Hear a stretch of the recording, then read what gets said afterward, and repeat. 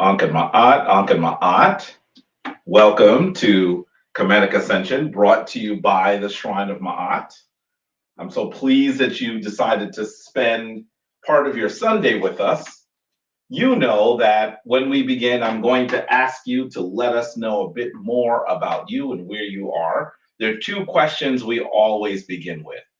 How long have you been part of Kemetic Ascension? And where in the world are you?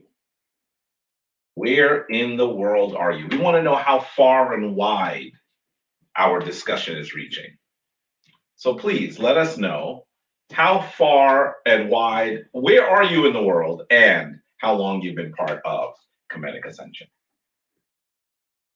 Do we have any answers? And let me just go ahead and say welcome to Kemetic Ascension for, what is this, July 2nd, 2023. We're so pleased that you're here with us. We're happy that you have decided to be with us here today. We're going to talk a little bit about this weekend. I guess this weekend is for most the 4th of July weekend. How should we view this weekend as people of African descent, as practitioners of ancient African traditions? What is its meaning to us? That's what we'll talk about in a little bit. And we would love for you to go ahead and give us a shout out. Let us know where in the world you are and how long you've been part of Kemetic Ascension. This is also a really good time for you to share this post, share the link, like it so that it's more easily able to be found. Please go ahead and connect us as we are trying to connect with you. Do we have some answers? We have Joanne Jahi Adisa from Columbus, Georgia. Wonderful. Ankin Ma'at to you. We have Sin Fry. Tell us where you're from. Ankin Ma'at, Ankin Ma'at. We have a buddy Coben from Flint, Michigan. Ankin Ma'at, our buddy who? T. Coben. Okay, oh, Ankin Ma'at to you. Ankin Ma'at. Then we have Aboot Sishat. Ankin Ma'at to you, Aboot. Ankin Ma'at, how are you? Dana Perkins from Cleveland, studying from 2007 with the SARS set. Ankin Ma'at, Ankin Ma'at.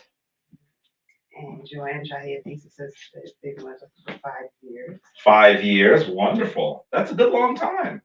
Oh, and a name we haven't heard of for a while, Benita Sutton, welcome back. Ankin Ma'at, how are you? How are you? Ankin Ma'at. There's Sophia Ward, tell us where you're from. Ankin Ma'at. By the way, I haven't heard the names of folks who are, well, obviously we heard the name of Aboot. Aboot is not only initiate, but one of the priestesses of the shrine.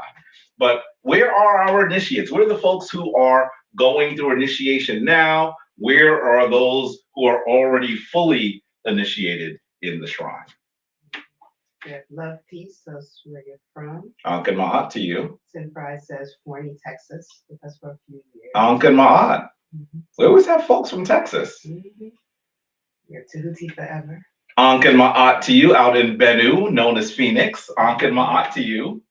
And Jason Holmes from Lincoln, Nebraska. Ankin Ma'at, dear Sen. Ankin Ma'at. These are our full members. There you go. About 5 or 6 years. Aboot Sishat says in New York City, been in Kemetic Ascension since the 4th dynasty. Ankin Ma'at to you. Ankin Ma'at. So that I was wondering if you were back in New York. Last I heard you were in Connecticut. I'm glad that you're back. Good to know you're here safely. Ankin Ma'at. So that's Cheryl out in the DMV. Out in the DMV. Ankin Ma'at. Ankin Ma'at. We have Hero Asar Ankh Amun Ra out in Dallas, Texas. Ankin Ma'at. Ankin Ma'at. Sophia Ward says they're from Cali but live in New Jersey. Been part of the community for 4 years. Ankin Ma'at. Jason Edwards. Another regular, Ankin Ma'at. What was that? He wrote Ankin Ma'at Aboot Her Neb, Initiate Impu Mdwa. Ankin Ma'at. Evergreen, Alabama. Ankin Ma'at. Ankin Ma'at. Sen Rich. Been some time. Good to see you. It's Rich Douglas. Ankin Ma'at, how are you? Out in Queens, Ankin Ma'at to you, Sen Rich. And that's Sandra Arrington. Ankin Ma'at, Ankin Ma'at. us since her son was 8. Now he's 24. Wonderful. Anken That's Ma'at. not Anken possible. Ma'at. I'm not old enough for that. Anken Ma'at. Oh, wow. Kobe Taekwondo, good to see you. Anken Ma'at. Good to see you again. Taseti, about 1,800 miles away from Denver, Colorado. Been with us for 14 months. Anken Ma'at. Out about what? 1,800 miles from Denver, Colorado. Okay. Anken Ma'at. Kimberly Blue from the DMV area. Anken Ma'at. Love pieces from Waterbury, Connecticut. Ah, another Connecticut person. Essence Anken Ma'at. Divine. That's what it is. That's Essence Divine. Mhm. Got it. Got it. One of our initiates. Mhm. Yes. Anken Ma'at to you. Okay, we have Sanette Shankar, excuse me. Reversing her name out in the DMV. Anken Ma'at to you, Sanette. Anken Ma'at. Hope all is well. Larry Ellerby, tell us where you're from. We have Gaston out in Arizona. Anken Ma'at to you. Anken Ma'at. And Kimberly Blue says that she's been with us since March 2023. Nice. Anken Ma'at. That's Anthony Jones, tell us where you're from. And Stella O'Hara from Montclair. Wonderful. Anken Ma'at. We have DC Salisi Naka out in Vegas. Yes, one of our initiates, Anken Ma'at. DC is how he says it first. It's Nahisi, right? Sen Nahisi? This is his screen name. DC. Oh. Anken Ma'at to you. That's who we have. That's it? Okay, so far, Anken Ma'at to you all. Oh, Please. Ronald Green just popped in from Alton, Illinois. Anken Ma'at, Anken Ma'at. Please go ahead and share. Let your friends and family members who you know are also committed to African spirituality, resurrecting African tradition, share this so that they are able to join us here as well. And if you're looking at this on YouTube, go ahead and thumb us up. Go ahead, thumb up the video so that it'll be easier, more easily found. Anken Ma'at to you all. Anken Ma'at. Shane the Watcher over in Sacramento, California. Anken Ma'at to you. Anthony Jones out in Norfolk, Virginia. And Lynn Ubuntu. Oh, that's Pafansa, Sanette Pafansa. Oh, Anken Ma'at to you. Maryland. Anken Ma'at to you. One of our full members. Anken Ma'at Sanette. Is that everyone so far? Wonderful. Once again, greetings to Kemetic Ascension for July 2nd, 2023. We are so pleased that you're here with us. You're so pleased that you chose to spend part of this time with us. I know this is a holiday weekend. More on that in a bit. I'm not sure whether it's really a holiday for us, but let's talk about that. Anken Ma'at to you all. I'm so glad that you're here with us. With that, I'd like to begin the way that we begin, with the opening of the way. The ritual, the tradition, the ceremony that was put into its current form by our elder, Baba Heru Ankh Ra Samad Sepata. Please, I want you to stand with me in what is known as the pose of adoration. It means you're going to stand upright. You should be doing this, right? Don't just look at me on the screen. Even if you're watching this on replay, make sure that you are doing it. Stand upright, expose your palms in front of you. And as you expose your palms, you can put the left palm a little bit further forward than the right palm. And the right palm can also be a little further, it's lower than the left palm as well. And don't break your wrist. Sometimes I see people doing this, look. We never see anyone doing that on papyri or on the temple walls. Their wrists are usually either straight or just ever so slightly bent.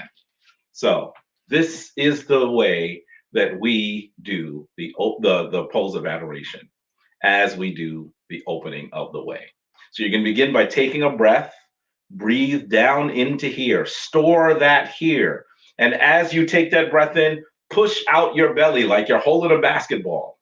Okay, push out your belly and try to continue to use your muscles to push it out. Keep that belly out as much as you can. Allow only the air that is escaping it to pull it in, but try to keep it out. And as you're doing that, you're going to send the energy up towards your crown. You're going to chant the word of everlasting life, Ankh, in a nasal manner, so that the energy is going from here to here. You want it to go all the way to up here. Okay, let's begin.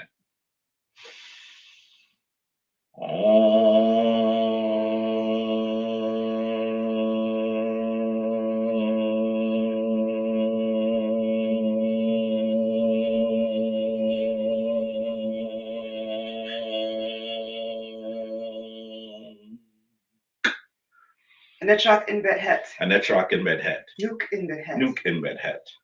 Anetrak Hapi. Anetrak Hapi. Nuke Hapi. Nuke Hapi. Twal Winter. Twal Winter. Anetrak Serket. Anetrak Serket. Nuke Serket. Nuke Serket. Anetrak Kebsenu. Anetrak Kebsenu. Nuke Kebsenu. Nuke Kebsenu. Twal Winter. Twal Winter. Anetrak As. Anetrak Ast. Nuke As. Nuke Ast. Anetrak Amset. Anetrak Amset. Nuke Amset. Nuke Amset. Twal Winter. Twal Winter. Anetrak Neat. Anetrak Neat. Nuke Neat. Nuke Neat. Anetrak Dwa Mutef. Anetrak Dwa Mutef. Nuke Dwa Mutef. Nuke Dwa Mutef. Twal Winter. Twal Winter. Anetrak Newt. Anetrak Newt. Nuke Newt. Nuke Newt. Anetrak Geb. Anetrak Geb. Nuke Geb. Nuke Geb. Twal Winter. Twal Winter. Anetrak Shoe. Anetrak Shoe. Shoe. Shoe. Shoe. Shoe. Nuke Shoe. Anetrak Tefnut. Anetrak Tefnut. Tefnut. Tefnut. Tefnut. Tefnut. Nuke Tefnut. Tefnut. Twal Winter. Twal Winter. Anetrak Paut in Tideru. Nuke Paut in Tideru. Anetrak and Boo in Tideru. Nuke and Boo in Tideru. Twal Winter.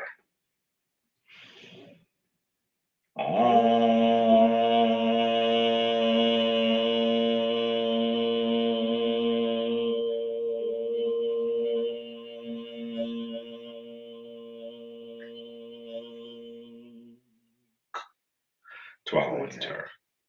Dwa, dwa, dwa. Dwa, dwa. It's following you. Come on, come back over here. Dwa, dwa, dwa. Come back. Come on. Oh, this robotic camera.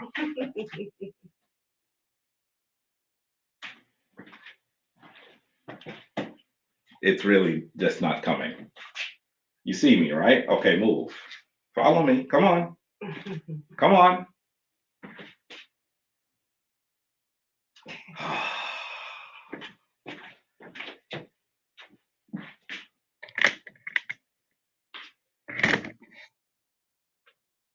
Okay, it may look a little awkward, folks. I'm sorry. Our robotic camera is behaving a little strangely today. So with that, what we'd like to do is we would like to go into Hesi. Hesi is how our ancient Kemetic ancestors galvanized divine energy and power through harmony and song. So we would like for you to enjoy this simple Hesi. What are we doing today? I believe it's Patah segment. Okay. And this is something you can take along with you. When you're doing your work, you can go ahead and chant and ensure that you are using these powerful affirmations to assist you in your day. So with that, please enjoy the Patah segment, Hesi.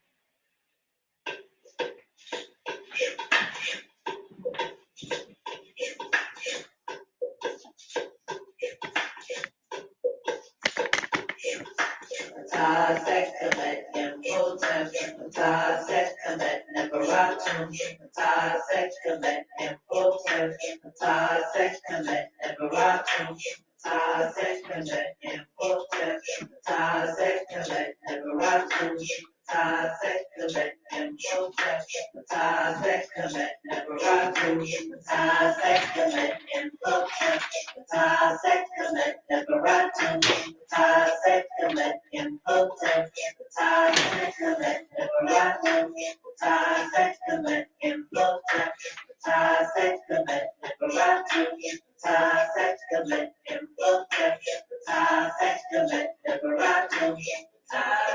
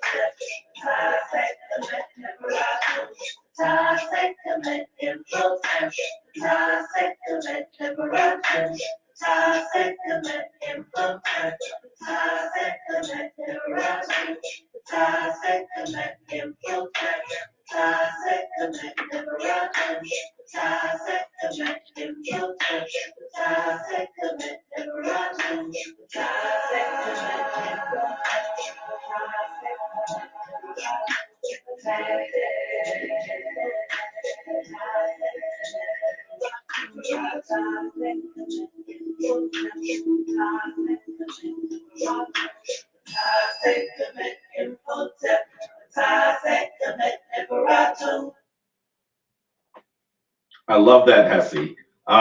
You should know that it's an old Hesse. Obviously, you hear that it mentions Ptah, Sekhmet, and Imhotep. So it comes to us from the Shrine of Ptah. It was one of those Hesse that you would hear people chant. And of course, one of the things that Sanette Kenya has done well in her singing of that is you hear how she layers it. Well, that's how it would be layered when it would be sung in the Shrine of Ptah. You would hear Ptah Sekhmet Imhotep, Ptah Sekhmet Neferatum, and then someone would just take the Ptah and draw it out, Ptah. In some ways, not only does it sound quite Nefer, but in addition to that, what you're doing is you're doing breath work as well. And so it is an amazing oldie but goodie, right? Ptah Sekhmet Imhotep, Ptah Sekhmet Neferatum. Wonderful Hesse, wonderful, wonderful Hesse. So with that, I want to move to the word from the Sebaid. You know, the Sebaid is that genre of literature that was Kemetic. I'm all distracted. Was created by our Kemetic ancestors to actually assist us in living a life according to divine balance. That is what that genre was for. In fact, it's the oldest genre of literature in the world. The oldest genre of literature in the world. Today, we're not necessarily going to read from one of those magnificent texts. What we're going to do in many ways is something that's a little bit more history based. Indulge me, please. I tried to mix in things that are practical to practitioners of the Kemetic tradition of ancient African spirituality.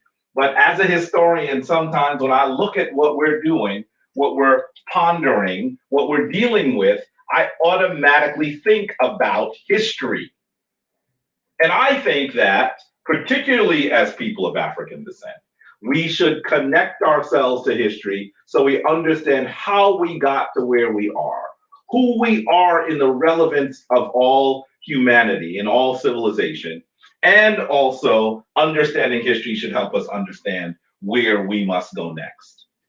I truly believe that this is of critical importance. And on a day like this day, July 2nd, which is virtually everyone would think is part of the 4th of July weekend, we should be thinking a bit about history. Now, I know that people don't necessarily think of the 4th of July and say, hey, this is history, but that's what it is. This weekend is the public adulation of the history of the United States. It's when people try to explain the United States as something special and unique. It's one of those patriotic days that many people are involved in. And I believe it's important for us to have a proper understanding of what happened so we understand what we're doing. So we understand what our role in this public celebration should be. Should we be out there with sparklers and fireworks and American flags, waving them, eating hot dogs and hamburgers? Or should we see this day have different meaning for us? That's what I'd like to know. What do you think about this day? Do you celebrate? Do you hang out with family? I know that many of your family members, because we have a day off and it's in the summer, we'll probably get together and throw some things on the grill. There's nothing wrong with celebrating with family. But what are we celebrating? What should be part of our discussion when we approach these sorts of moments every year? So today I'd like to talk to you about the 4th of July and a discussion I would call, how should African Americans view the 4th of July? And of course, who am I looking at on the screen? This is a colorized version of one of the most important African American thinkers. I don't even know if I should ask the question because I think that at least half of you should recognize who he is, correct? Identify that person as their family member. Who? Sinet Shankar. Really? You're related to this person, Sinet Shankar? Well, that's not a story I've heard. I'd love to hear more about that. Wow. Can someone have they told us who it is? They said the name, Frederick Douglass. Of course, Frederick Douglass. Frederick Douglass, a very important thinker, one of the most important activists that this nation has ever seen, one of the most erudite thinkers that this nation has ever seen. Very, very, very important character. And he has something to say about this day as well. Now, obviously, as we see these public outpourings of salutation for this day, it is a day that is meant to commemorate the signing of the Declaration of Independence, that document that in many ways creates the United States. Prior to this date, most people would say that these individuals who lived in this place would have been living in 13 separate colonies. And they had relationships, but they were really separate colonies of Britain. They were British subjects.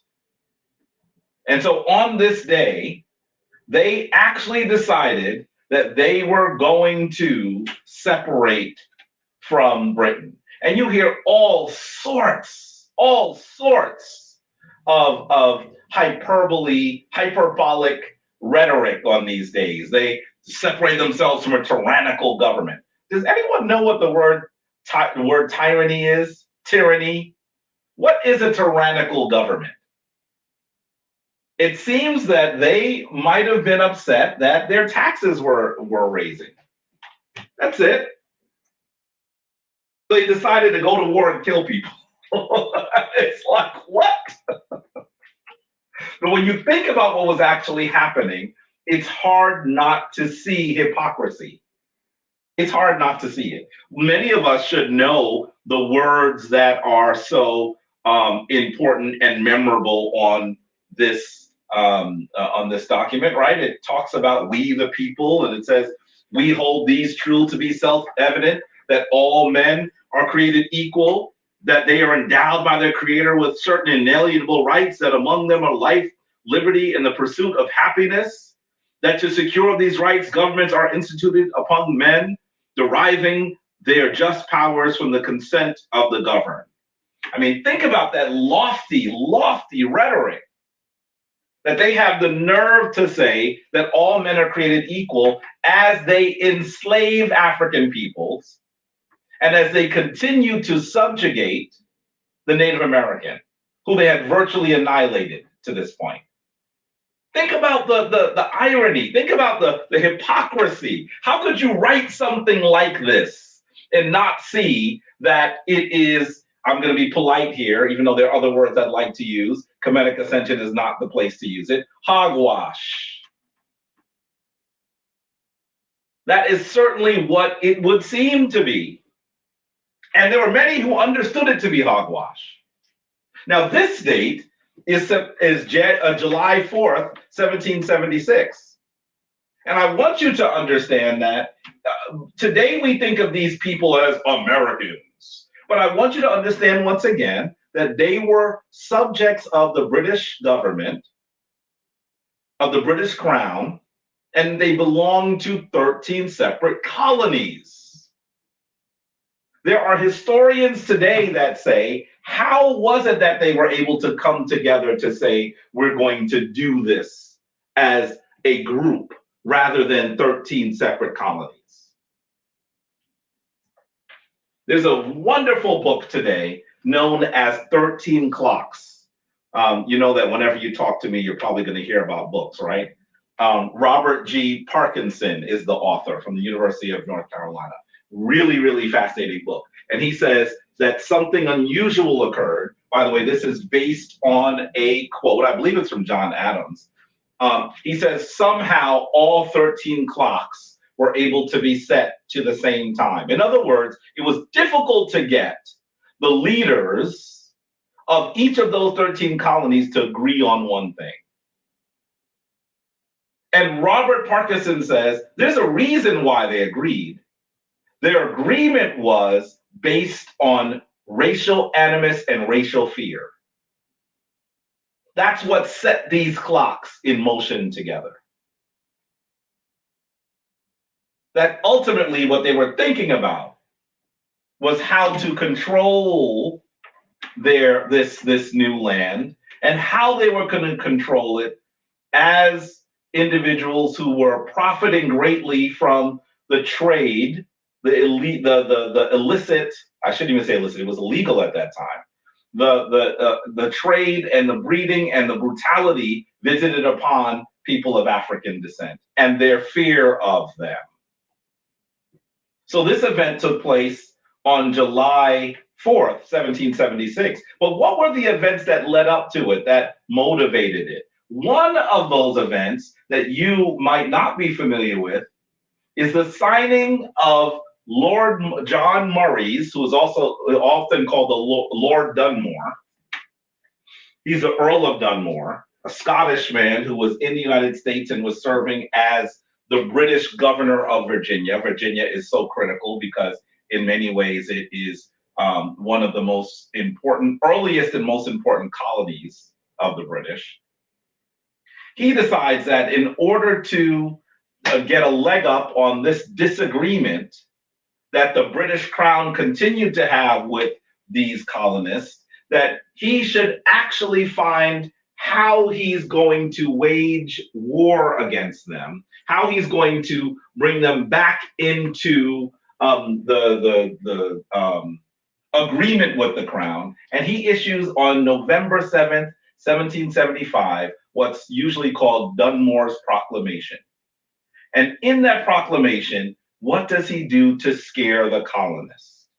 He says that he is going to, the words are on the screen right here. I want to jump down. It says, "And I hereby further declare all indentured servants, Negroes, and others appertaining to rebels, free that are able and willing to bear arms, they joining his majesty's troops as soon as may be, for the more speedily reducing this colony to a proper sense of their duty." Understand what he is saying. He's saying if you fight with the British against these rebels, you will be free. And within a month, it is said that more than 300 people of African descent sought to fight with him. There are many who argue that there were many, many more people of African descent who wanted to fight with the British rather than fight with the colonists. The British had offered freedom. I want you to understand this is 1776. Enslavement in the United States would not come to an end until 90 years later, virtually. In 1861, 1865, depending on how you view it. Think about this. Think about how this falls into line.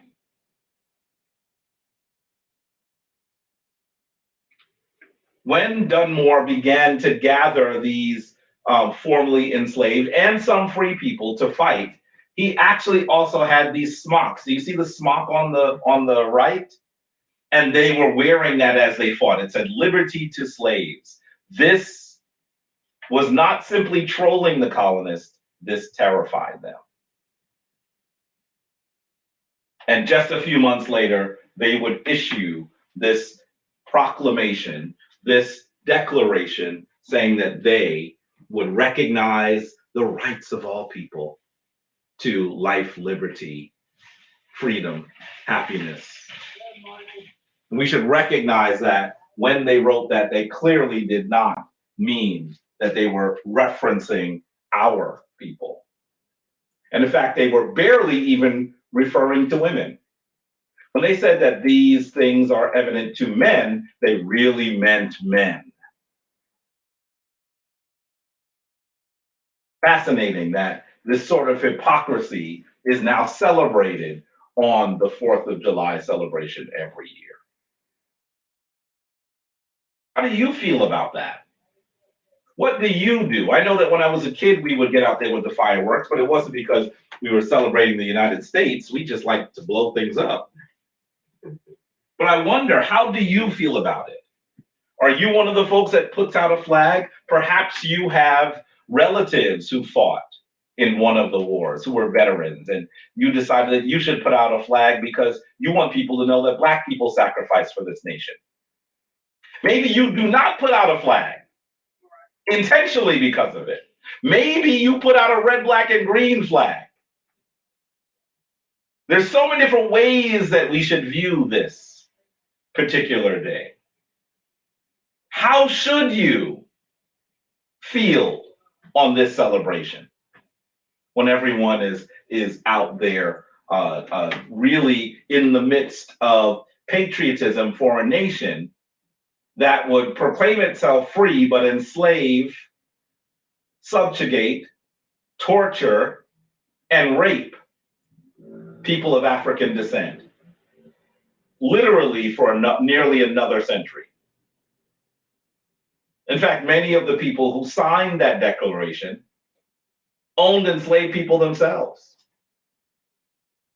including George Washington, who through all sorts of machinations would try to ensure that he would continue to enslave African people. One of the things that he would do is he would shuttle enslaved people from his estate at Mount Vernon in Virginia back to where he was staying in Philadelphia as the new government was being created, he would shuttle them back and forth. Because if an enslaved person had stayed in Philadelphia, a free state, look, Pennsylvania, a free state, long enough, they would be proclaimed free.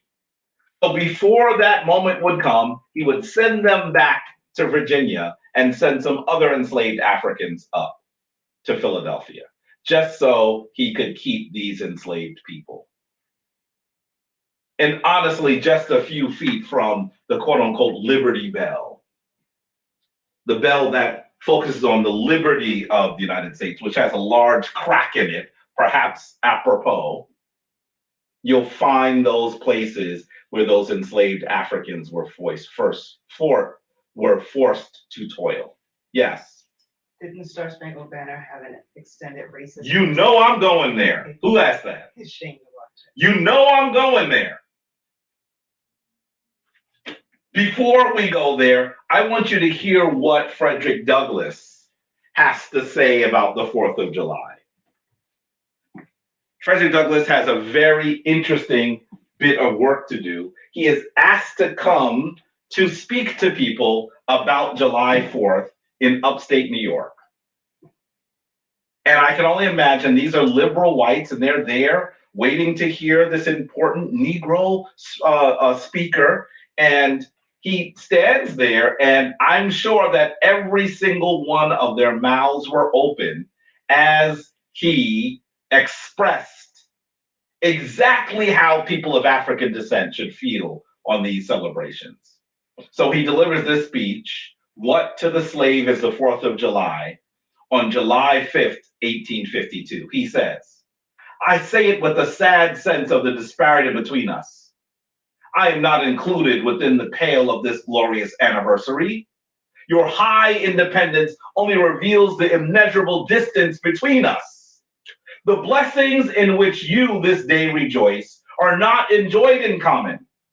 The rich inheritance of justice, liberty, prosperity, and independence bequeathed by your fathers is shared by you, not by me. The sunlight that brought life and healing to you has brought stripes and death to me. This 4th of July is yours, not mine. You may rejoice. I must mourn. To drag a man in fetters into the grand illuminated temple of liberty and call upon him to join you in joyous anthems were inhuman mockery and sacrilegious irony.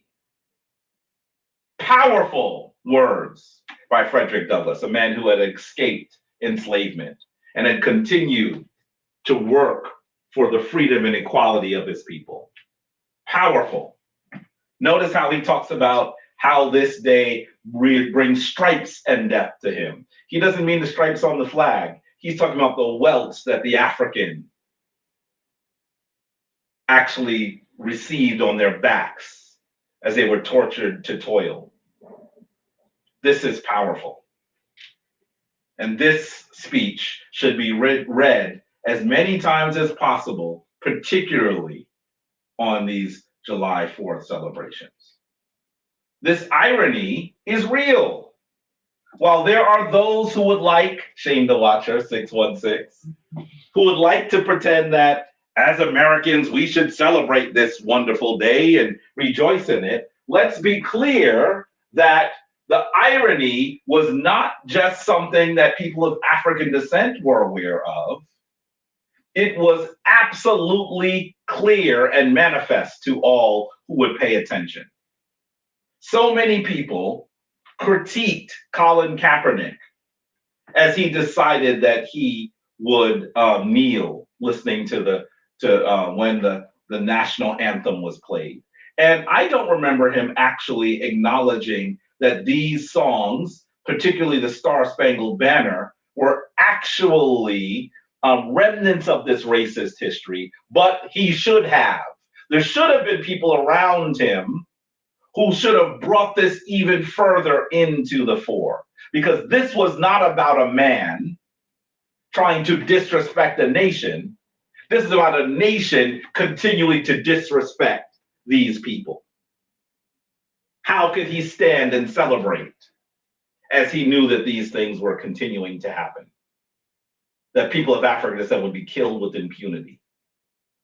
And he gave so much, actually, in these simple protests. Listen to how the Washington Post on October 18th, 2020, describes the Star Spangled Banner. It says, it's important to know these things because the Star Spangled Banner, originally called the Defense of Fort McHenry, or McHenry is what it's supposed to be, has more than one verse. The second half of the third verse ends like this: no refuge could save the hireling and slave from the terror of flight or the gloom of the grave. And the Star-Spangled Banner in triumph doth wave o'er the land of the free and the home of the brave. How, Francis Scott Key, could you write something with such hypocrisy? You're saying that that during this battle, let's focus on the enslaved should flee the army or be killed. That's what he's talking about here. And then he says that this banner is flying over the land of the free and the home of the brave. How could you put those two things in the same paragraph and not recognize your evil intent? The Washington Post continues. These lyrics are a clear reference to the colonial Marines, according to Jefferson Morley, author of Snowstorm in August, Washington City, Francis Scott Key, and the Forgotten Race Ride of 1835. They are clearly meant to scorn and threaten the African Americans who took the British up on their offer. This is once again Lord Dunmore's proclamation. You might not have heard of it before. November 7th, 1775. That's what he's referring to. He wrote in a recent essay for the Washington Post, Key surely knew about the colonial Marines, and it's even possible he saw them among the contingent of British ships that sailed into Baltimore Harbor. The title of this article is The Ugly Reason the Star Spangled Banner Didn't Become Our National Anthem for a Century. Think about these things. Look at the sheet music, the cover of it having this flag on the front of it. I won't even go into the fact that these colors of the flag and the configuration of the flag was likely taken from ancient Kemet itself. I just want to deal with the hypocrisy. We should feel the hypocrisy on a day like today, on a weekend like today, when everyone has their flags out and is saluting this nation, saying that it's the land of the free and the home of the brave. We should feel that hypocrisy.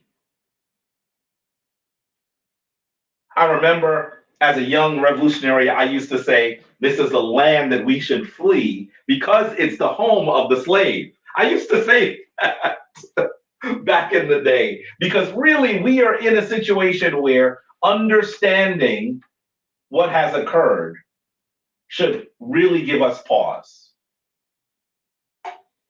As Frederick Douglass stands in New York in 1852 talking about the irony, one of the other things that he had been thinking about at that very time is the fact that the origin of civilization fell within the purview of those people who had been enslaved. Did you know that Frederick Douglass continued to fight that Kemet was a black land? Did you know that? Or is that not something that's included in his speeches? Listen to what he says at a commencement address at Western Reserve College on July 12, 1854. He says, the fact that Egypt was one of the earliest abodes of learning and civilization. Listen to that.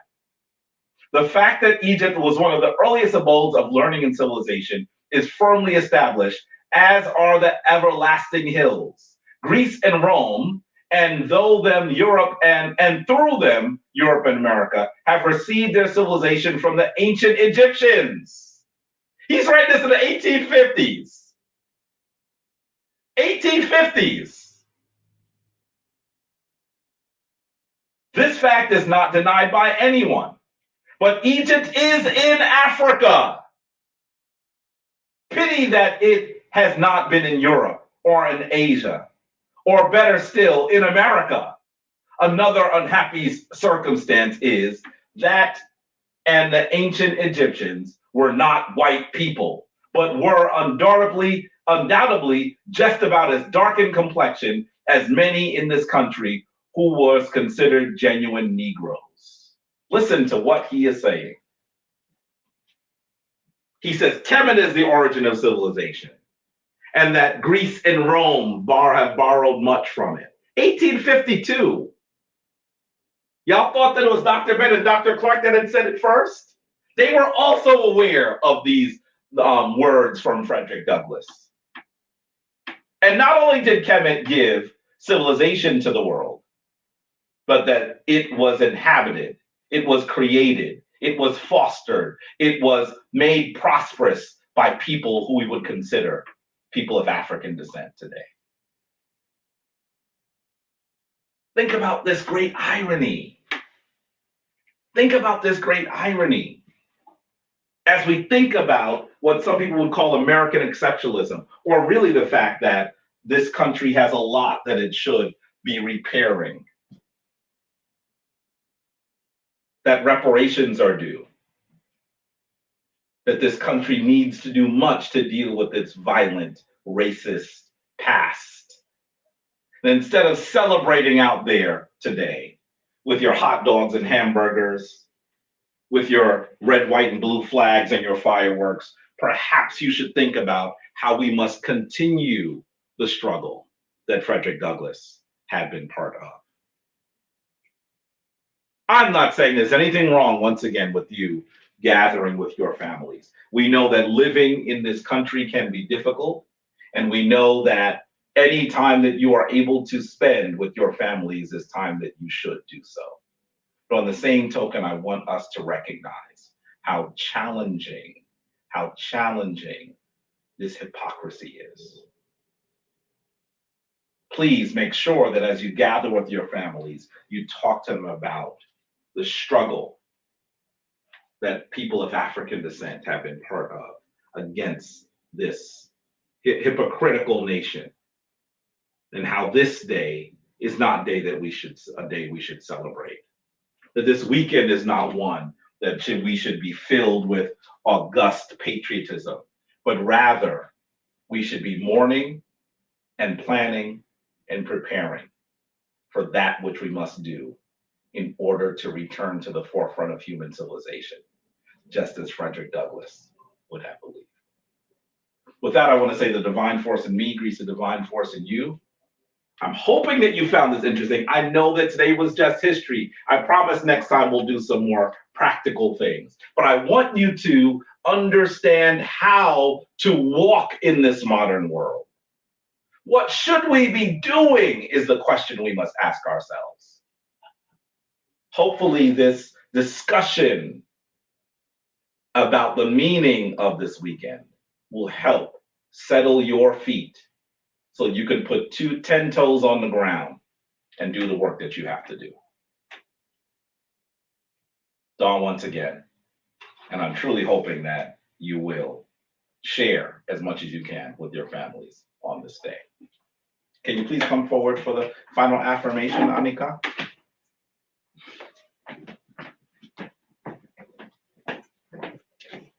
Dwau to everyone. Thank you for all of your donations. It really helps with all the work that we have been doing. Welcome to all of our current initiates and our past initiates. It's great to see you in the chat room. So we are just so pleased that you're all here participating with us on this Sunday. And what I'd like to do is close out by reciting one of our oldest prayers found in the Reu and Pert's Emeru and Ger, the book of coming forth from day to night. And it's known as the Amasu. So if you can stand in the pose of adoration, we will say it in the language of our ancestors, the Utu Inter, and then repeat it in English. Amasu and Panter. Amasu and Panter. Sauksu. Sauksu. Emetra. Emetra. And Panter. And Panter. Autu. Autu. Aura. Aura. Maketipa. Maketipa. Perura. Perura. Give yourself to the one most high. Give yourself to one most high. Keep yourself daily for the divine. Keep yourself daily for the divine. And do it tomorrow. And do it tomorrow. Just as you did today. Just as you did today. To our winter. To our winter. Thank you to the divine, and thank you to all of you. Shema Ma'at, folks. Thank you so much for doing, there it is again, for doing the work that you are doing. We celebrate you. We hope that you continue to remember all of those things that our ancestors expect us to do as we continue their work. And I really hope that you spend this day with your family. With that, Shema, go forth in divine balance. Peace.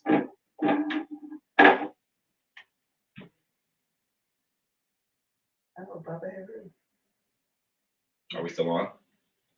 Ankin Ma'at, Baba, Ankin Ma'at. Caught you at the last minute. I'm negligent. I still have to come see you. Ankin Ma'at, Baba, how are you? Shema Ma'at, folks. We'll see you soon.